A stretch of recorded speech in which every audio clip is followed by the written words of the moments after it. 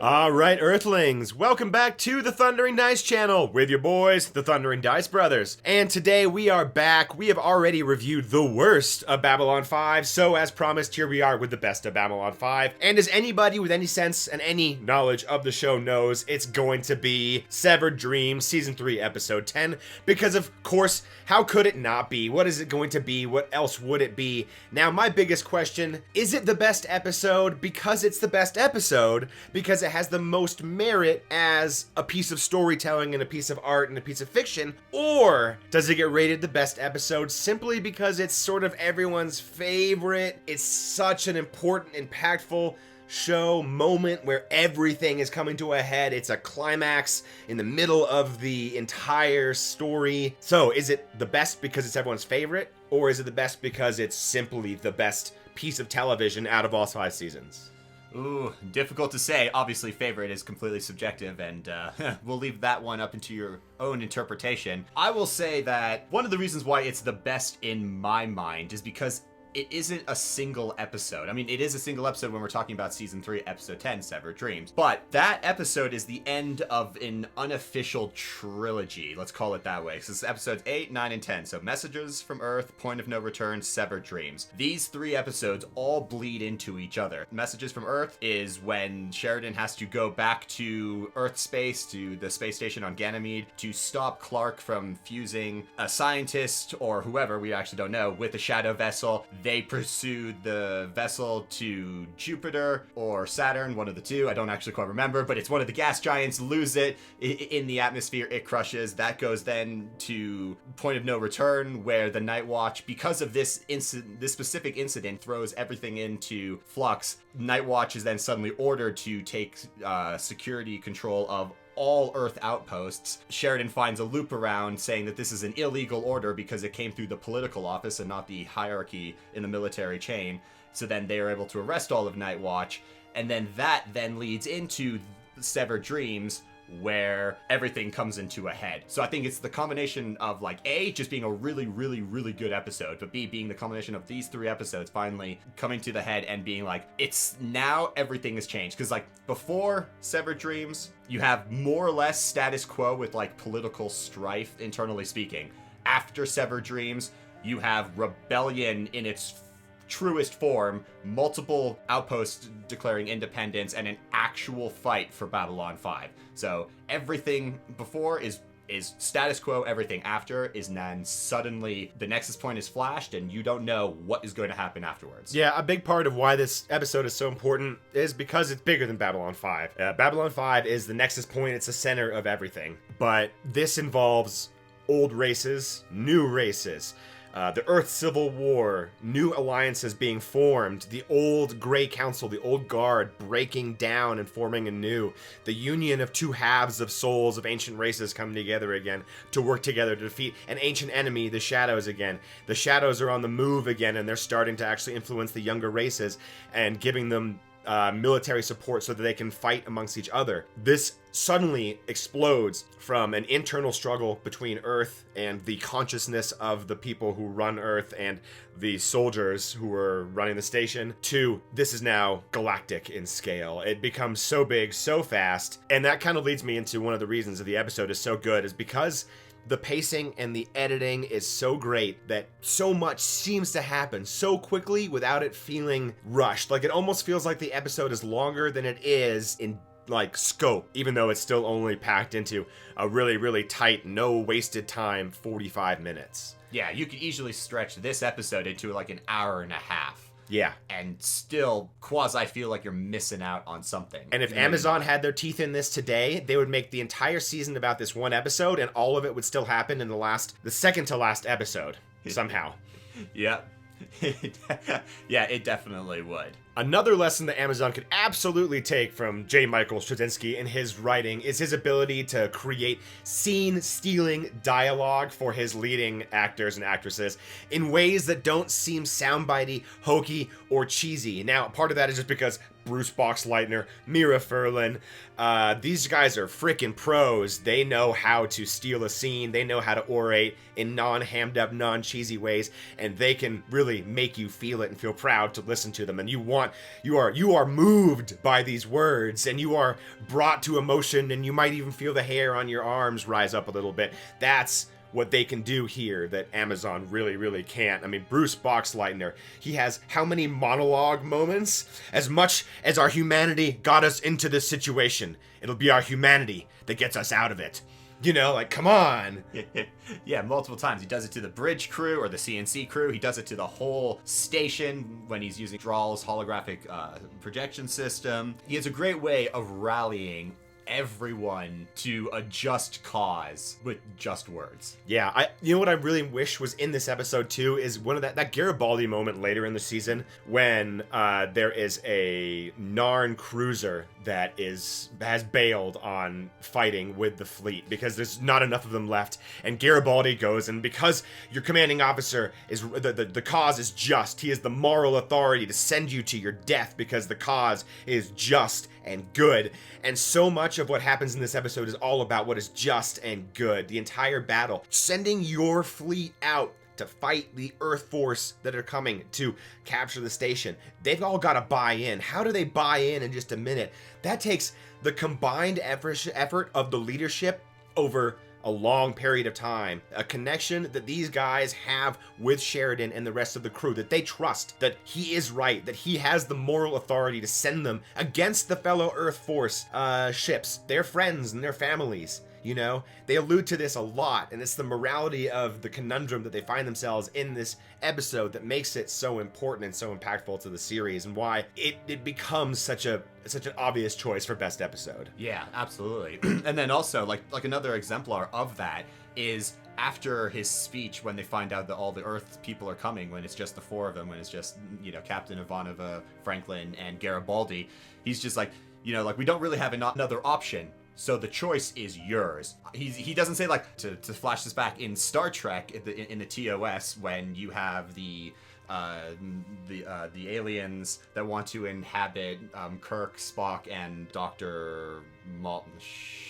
Whatever her name is. He said, I could order this, but I'm not. No, you couldn't order having an alien consciousness actually being shoved into your brain. You could never order that as a commander. In the same way that you could never really order your crew to mutiny against your own planet unless they all agree to it. And they all pretty much buy in. And then it isn't an order. It's like, no, we're gonna, like, democratically see if we're all into this. All right, the four principal heads of the station are going for it. All right, I know that the bottom people that you've all trained will trust you. So it's a top-down decision, but it's also like a bottom-up decision because the people who are supporting you, those people who are in the Star Furies, those people who are just in, like, logistics or, you know, running the gun batteries, they all have to be down to be like, yes, yesterday I was 100% allegiant to Earth. Now my allegiance is to Babylon 5 and a just cause. Like, that type of moral shift is not something that happens instantaneously. And the trust has to be broken down many, many times. And it's already, like, as I said, like, this is a culmination of 3 episodes. At least, but really it's a culmination of 3 seasons almost, or 2.5 seasons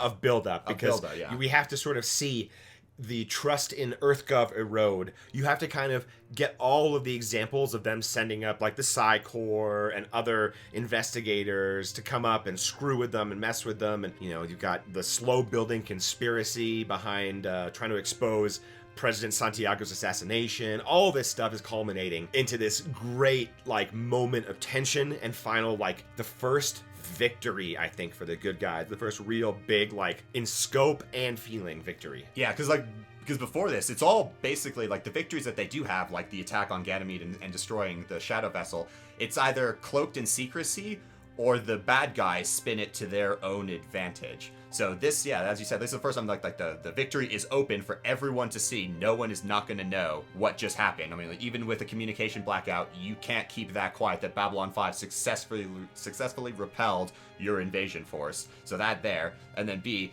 it is a moral just victory for the good guys, because they're like, all right, you have crossed all these boundaries. You are now slaughtering your own civilians on Mars. You are now attacking us. We have no choice. Sheridan even says, like, I'm proud of what we did, but not out the reasons we had to do it. Yeah, it's like they were backed into a corner and there was no escape. They could either surrender and leave fate to play out without their hands, or take an active role and say, nope, I have now no other option but to take up arms against the government I was willing to lie my life down for in like the Earthman Bar in defense of a planet that I'm going to put over the government. Yeah. You know, Earth over Earth Gov is the decision they have to end up making, and we can say, oh, it should be pretty binary when you get to the point where you're bombing civilians on Mars, and they do a great job in this episode of making you. You don't have to. This is the genius of the storytelling here. They show so much with so little. There's one shot where the Star Fury is flying low over Mars, and there's a shot of a faceless Star Fury pilot, completely blacked out, dead-looking helmet. And you hear the panicked voice of the civilian saying, Don't do it! Don't do it! We have women and children down here! Don't do it! And then he just drops his payload, and you see the biodome exploding, you know. And this isn't like a long-range ballistic missile hitting a city far away and a military target far away. No, you are intentionally finding an area where you cannot survive. Once that biodome is breached, you're going to die. And you know that they're all civilians. They're all humans. These are all just people. This is not a weapons depot or a supply chain or a military base. No, these are just people. So in that one tiny 27-second clip, they showed us more about what the stakes were and who we were fighting against than the entire 2 seasons of Rings of Power did to show us why we should hate Sauron. Yeah, no, yeah, very true. Yeah, it's a great illustration. And then, since we drew the analogy, we have been shitting on how bad Rings of Power battle scenes are. Now let's completely praise and just heap love on how great the Siege of Babylon 5 is in this episode, because you have to take into like so many different accounts of how like battles work to like understand like what a good battle scene is and what a bad battle scene is, and the difference in space versus land battle versus a naval battle versus a land battle, so that you're going to have more things in common with like a naval battle probably than you would a traditional land battle, until you get to the point where you're breaching. Now you're very much sort of like street fighting, corridors, corners, you have a defensive position, and it's hand-to-hand combat, small arms fire. So you do have a little bit of both going on here, but I would say it's probably more like naval submarine turning into sort of shipboarding. So it's all naval, isn't it? Yeah. It's all, well, naval and aerial and land. I mean, actually, no, it's got all of it, yeah, because like you have like the main capital ships engaging each other. From a distance. From a distance. You have Babylon 5, which is like an aircraft carrier that's more like a planet that you can't actually attack directly, because every single major world has an ambassador on Babylon 5. It's like the UN on a battleship. Yeah, like it's crazy. No, that's actually a really good example. It's like the UN on a battleship or on a carrier. Or on a carrier. Yeah, like you can't. If any one of the major ambassadors, or even the minor ambassadors, gets a scratch because of your military intervention into trying to capture Babylon 5, you then thus potentially just set off a whole cataclysmic chain of events that leads to another intergalactic war that might make the Earthman Bari War look like nothing in scope. You think about, it's not just the ambassadors there. There's 250,000, give or take, humans and aliens any one time on Babylon 5. So let's say you take out the entire station and no one survives. That's a huge tragedy on any scale for any planet. You're talking about civilians, leadership, religious figures, everything all wiped out. 250,000 people gone. And who are you got to blame? Who are the survivors? Oh, okay, it's Earth Force. Who are they going to fuck up?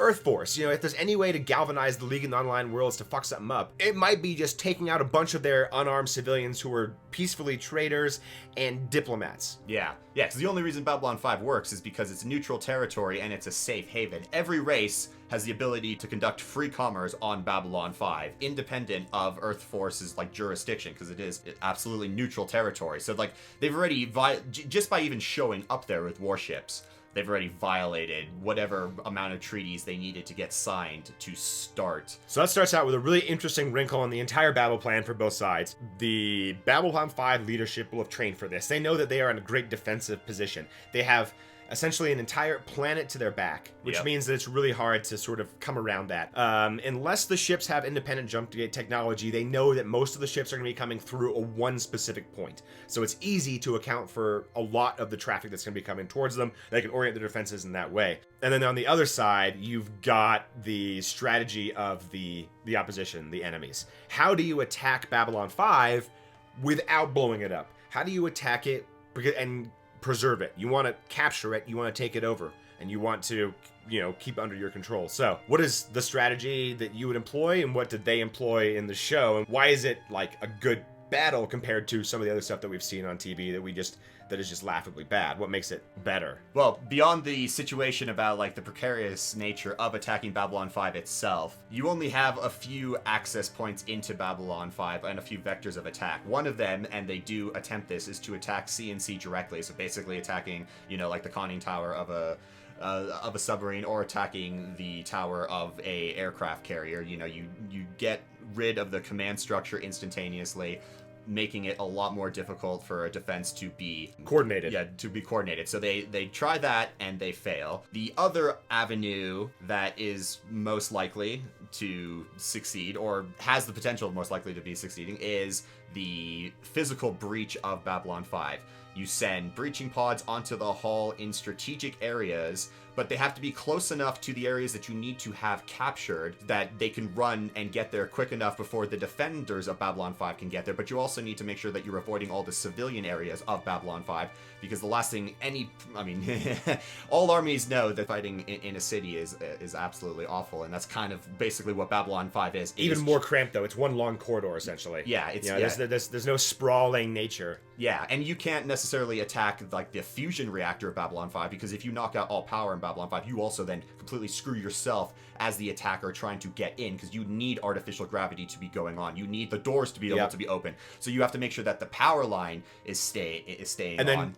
Similar to that as well, Babylon 5 had these huge arrays that are actually cooling arrays. They kind of look like solar arrays, but they're not. They're cooling arrays for the reactor. Mm-hmm. Best way to get rid of all that heat in a vacuum is to hopefully sublimate it out. If you attack all those cooling arrays, the reactor's going to start overheating. Eventually it's going to melt down and probably destroy the station as well. So those are big fragile structures on the outside too that don't look like they're very well defended, but you can't really destroy them if you expect to be able to take the station. Now, and they do. Now you could break them all off and then take the station and then repair the reactor or shut the reactor down in time to stop the meltdown. But you want to bank on that? Yeah, you're banking on that succeeding. You're going to be doing that completely under fire. And are you sure that the Babylon 5 leadership won't just say, fuck it, meltdown, everyone evacuate, we're going to blow the shit up. They can't have it. Yeah. Which might be that's a more the shadows are invading than Earth Force is defending, Yeah, I've rigged the fusion reactor. It's set to blow. I'm finally making a stand here. It's the moment I was born for. Oh, Garibaldi. I know, right? But so yeah, like that, and then you get like the hand-to-hand fighting in the corridors and in whatever dead zone around Babylon 5. Yeah, I definitely don't have the map pulled up, but they're in Brown sector. They're fighting. I mean, I don't think they're close enough to CNC to make that make sense. You're right. I mean, you really don't want to have a lot of space between you and what you need to get to. Now, there are probably other auxiliary command structures that they could take over and start to infiltrate along the way. But yeah, CNC is the main one you want to get to and the quickest you want to get to. Yeah.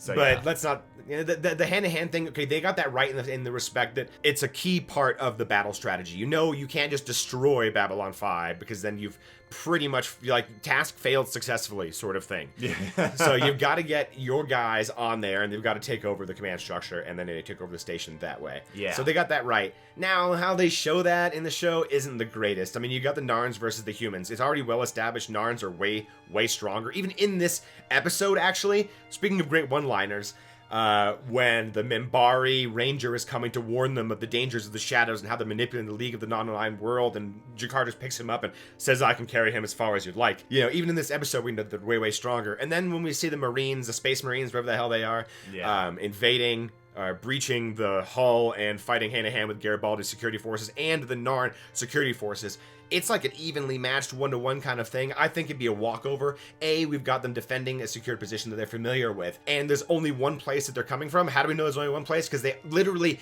make sure that you only see one breaching pod the entire time. They show it to you so early. This is the breaching pod. Don't forget about it. This is our Chekhov's gun moment. This is Sheridan's breaching pod. We're coming in, and yeah, it would have been a walkover. They would have defended it so easily. It would have been like an unfair thing in Call of Duty where a camper is spawn camping. Every single time you spawn, he kills you. That would literally be what's happening. They're just sitting there and they just be mowing them down. Yeah. It wouldn't even get to hand-to-hand fighting, really. They just, and they're like, how many people could fit on that breaching pod? It's pretty big, 40, so maybe like, 50 maybe? I was going to say 50 to 100. Yeah. So let's be generous. 100 Marines come flying out of there. You could probably only throw 5 out at a time. Yeah. Like, imagine if you tried to storm the beaches of Normandy with one boat. Like that. That's kind of what would happen. Yeah. That was the analogy I was going to give about, like, how easy it would be just to mow them down, because as soon as the wall explodes, just boom, boom, boom, boom, boom, every person who comes in there is just going to start falling down. So yeah, you would definitely have to have a lot more breaching pods in different areas. You would be thinning out the defenders. That one breaching pod has basically a 0 chance of making it through. You would need a ton of them. Yeah. Because I mean, to flip this around on the other part of the battle with the Star Furies, if I was a Star Fury pilot and I saw a boatload of breaching pods and I knew I had a clean shot on a couple of them, I'm taking them out because they're a really grave threat to my position. Yeah, got it. So having just one is way too easy. Like, oh, look, there it is. Boom, done. All right, basically no threat of anyone getting physically onto Babylon 5. So you're going to have a lot more now of them. All your defense is 100% focused on the capital ships and the Star Furies. And we know the Star Furies can't really individually inflict very much damage against B5. Yeah. They can do small stuff, a lot of external hull stuff. Yeah, it's not good for B5, but it's not going to take it out. You need actually those big pulse cannons and those big lasers to do damage to the main structure. And you also know that you can't really use them because of all the other problems that we've already illustrated. So all the capital ships can do is do what capital ships normally do: engage themselves. And they did, and that was a really, really successful, cool thing. You see capital ships moving slowly, relatively slowly, because we remember they do a great job of showing what physics and inertia really matters. I mean, is it perfect? Is it like the level of Andy Weir kind of, physics in space? No.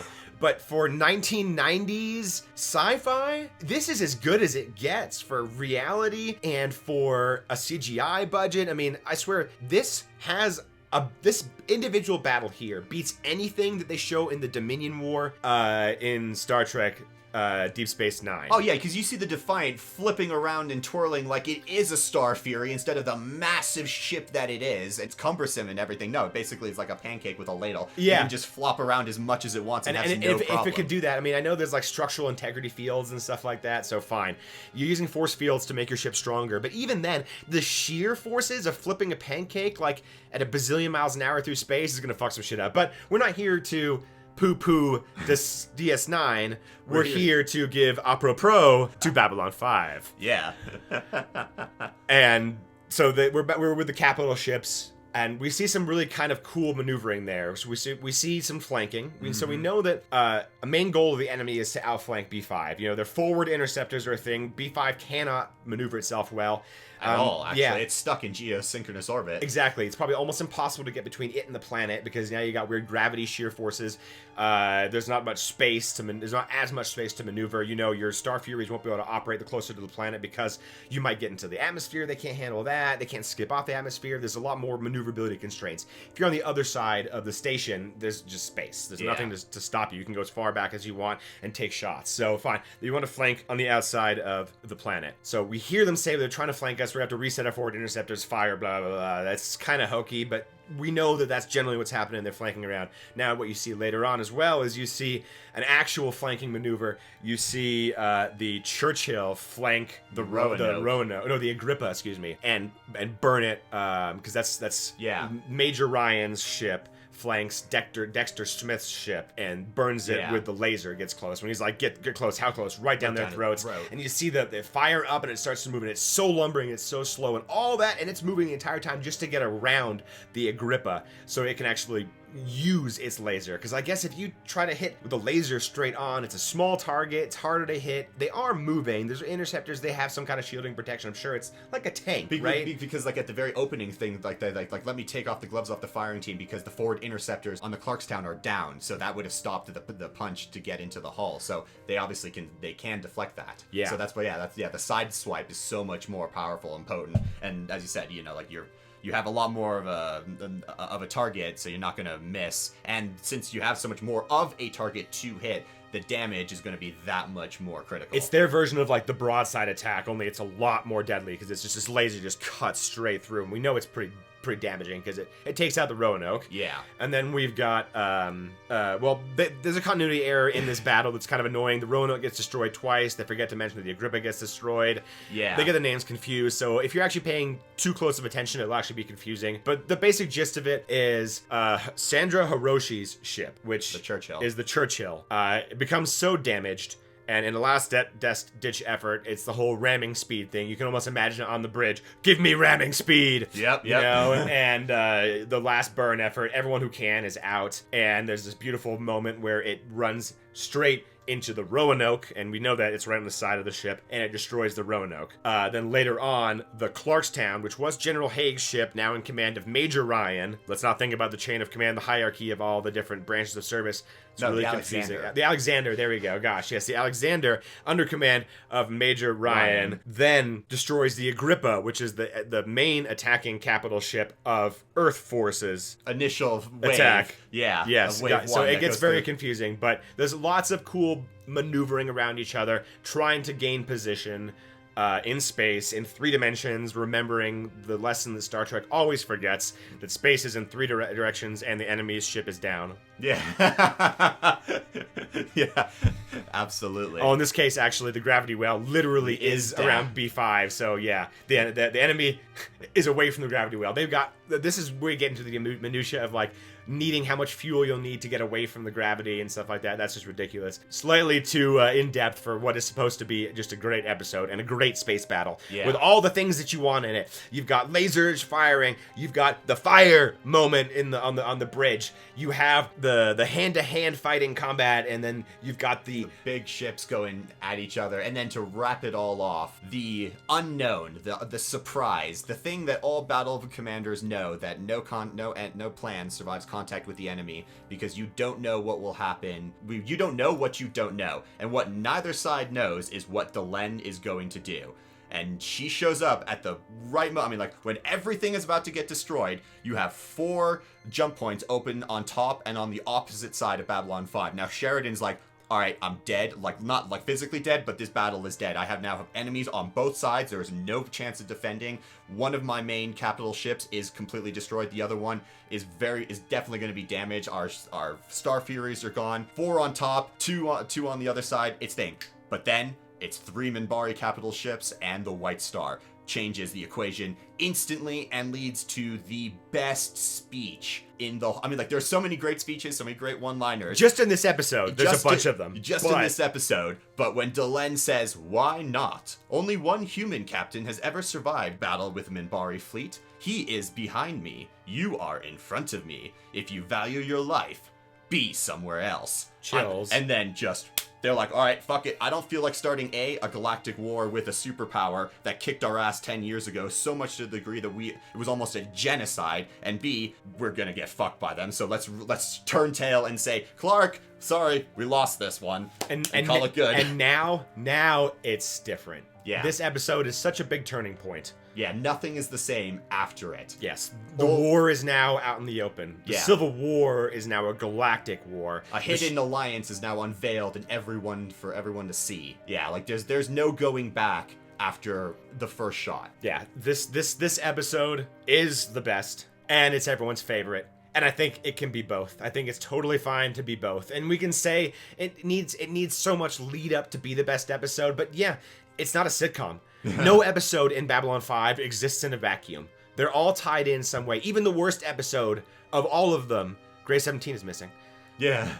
See our previous episode. But even those 2 episodes are linked into the greater story and have something to say. And what you really get out of this right here is the good guys versus the bad guys. You know, they were the bad guys and they made the most satisfying thump when they hit the ground. You know, it really does kind of feel like that again, because you know who the good guys are. You know who the bad guys are. The good guys are giving these epic impassioned speeches. There's morality at play.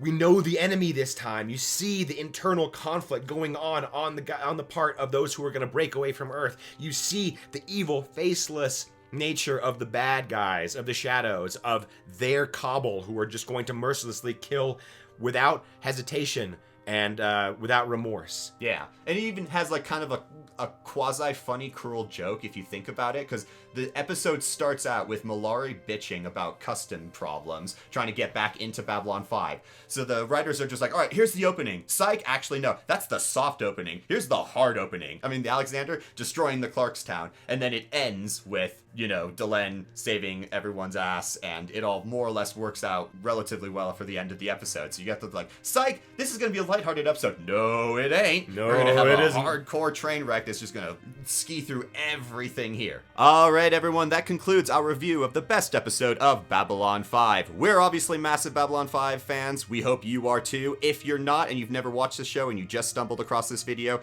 I really do hope that this lights your way onto the illumination of the beautiful path that is Babylon 5, because it is such an epic journey. You will be enriched and graced by the awesomeness that is J. Michael Straczynski. So check it out. If you like this video, like, comment, and subscribe down below. Tell us what you think. Tell us what your favorite best episode is. Tell us what you like about this episode. Check out our Patreon, check out our Reddit, and we will see you guys when President Clark strikes again.